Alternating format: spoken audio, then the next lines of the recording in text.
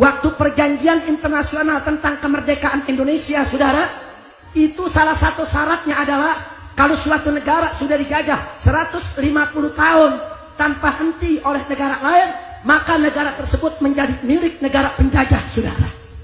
Itu semua wilayah Indonesia sudah dijajah, saudara, hampir 300 tahun.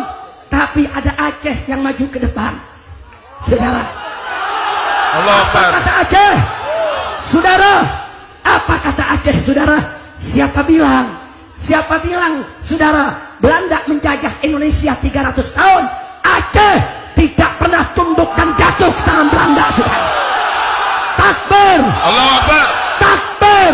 Allahu Akbar. Akhirnya tuntutan Belanda batal dan Indonesia diakui kemerdekaan secara nasional, saudara. Allahu Akbar. Dan internasional. Takbir. Allahu Akbar. Takbir. Allahu Akbar. Begitu merdeka, Indonesia belum punya kapal terbang. Yang pertama kali beli siapa?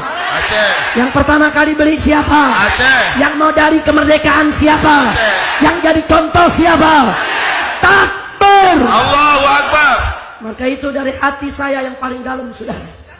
Saudara, saya menghendaki Aceh dari mulai hari ini dan seterusnya ke depan harus menjadi lokomotif perjuangan Islam di negara kesatuan Republik Indonesia. Allahu Akbar. Setuju? Setuju.